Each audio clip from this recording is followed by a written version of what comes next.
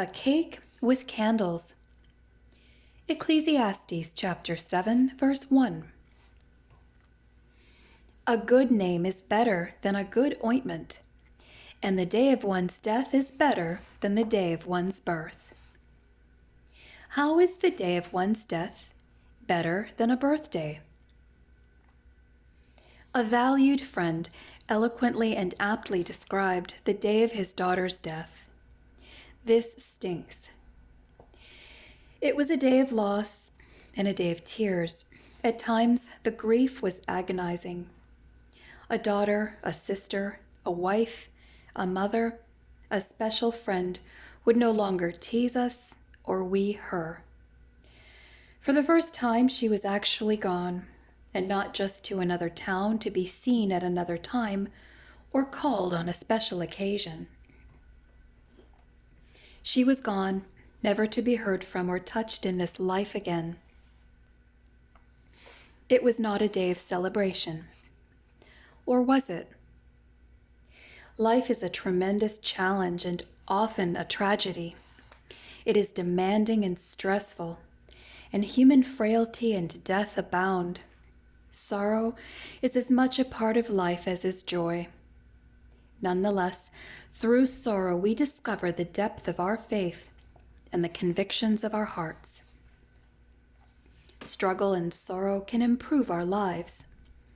Read Ecclesiastes 7, verses 2 and 3, and bring celebration. At birth, I was totally dependent upon my family. I had no history, no one knew me. I had not become known for anything and knew nothing, no name or reputation. Ecclesiastes 7:1.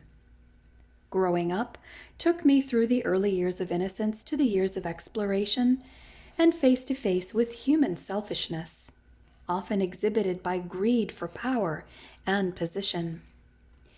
The loss of friends to accident and suicide forced me to face mortality.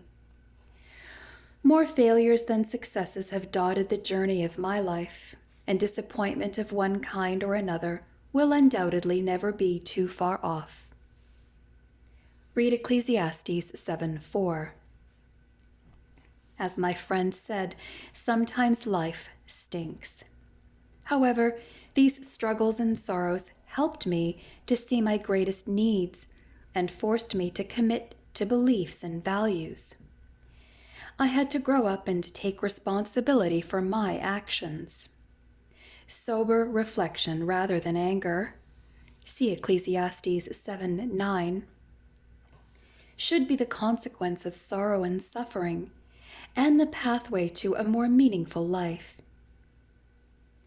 See Ecclesiastes 7:3 and 1 Peter 1 verses 6 to 9. This makes the end of a matter better than its beginning. Ecclesiastes 7:8. In my 17th year, I accepted Christ as my Savior and guide. This was the watershed moment of my life. From that moment to this, I have gained a greater knowledge of and appreciation for the Lord's person and purpose. There is no one and nothing that surpasses His greatness. He saved my soul, brought me into a deeper fellowship with Him. Read Hebrews 12 verses 1 through 13. And gave me a greater appreciation of life, its challenges, and its wonder.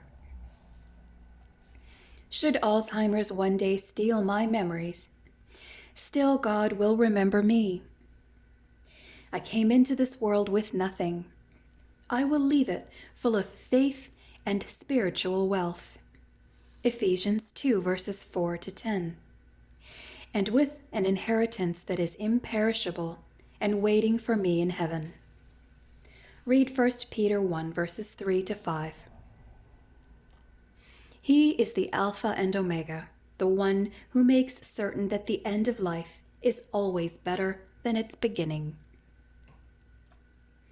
David writes, "Precious in the sight of the Lord is the death of his godly ones.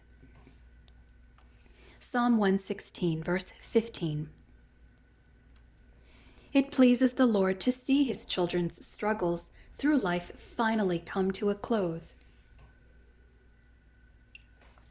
His work of redemption in the believer is one step closer to completion. Resurrection of the body remains. The cruel effects of sin are overcome, and fellowship in the presence of God is achieved. Acceptance of Christ as Savior makes what was uncertain at birth, salvation, a certainty at death. Faith identifies a person with the Lord, builds a solid name or reputation, and ensures that one's death will be better than the day of one's birth. In this sense, one's death day, though painful, is also a celebration.